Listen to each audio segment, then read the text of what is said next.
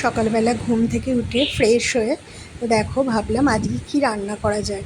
আমাদের তো প্রত্যেক শনিবার বাজার হয়। তো দেখো একদমই আজকে বৃহস্পতিবার লাস্টের দিকের বাজার। তো দেখি কি টুকিটাকি পড়ে আছে।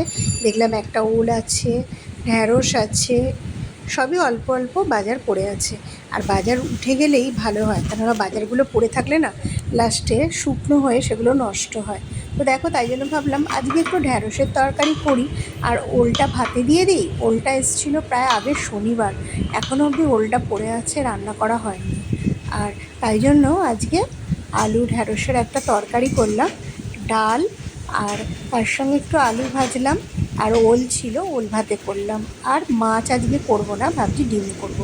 তো দেখো আলুগুলো আমি নিয়েছি, নিয়ে আলুর খোলাগুলো আমি ছাড়িয়ে এবার তরকারিটা বসাবো। তাই জন্য একটু তাড়াতাড়ি করেই আলুর খোলাগুলো ছাড়িয়ে নিচ্ছি।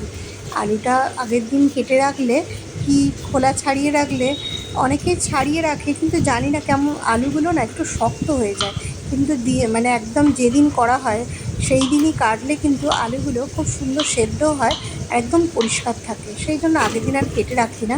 অনেক সময় সবজি হয়তো কেটে রাখি, কিন্তু আলু আর কেটে রাখি না। তো দেখো সকালবেলা আলু অনেকগুলোই কাটতে হলো, আবার আলু ভাজা হবে সেটাও কাটলাম। তো আলুটা আমি সেদ্ধ বসিয়ে দেবো, ঢ্যাঁড়সের তরকারি করব বলে, আর লঙ্কা পাঁচ ফোড়ন দিয়ে ঢ্যাঁড়সের তরকারিটা করব।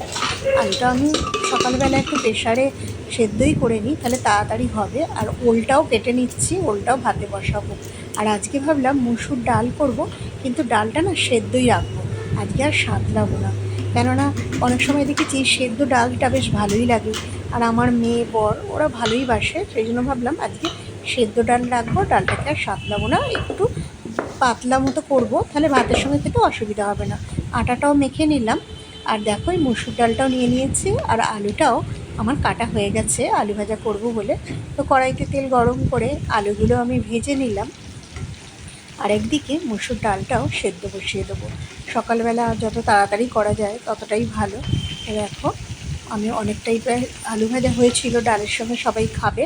আর ঢ্যাঁড়সের তরকারি আমি আলুটা সেদ্ধ করে রেখেছিলাম, তরকারিটা বসিয়ে দিলাম।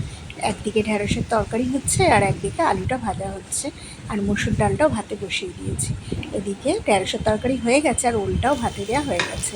আর ওকে টিফিনে দেবো বলে ডিমের অমলেট তো রেগুলারই নেয়। ওল ভাতেটাও মেখে নিলাম, নুন তেল আর লঙ্কা কুচিয়ে বেশ ঝাল ঝাল করে মাখলাম।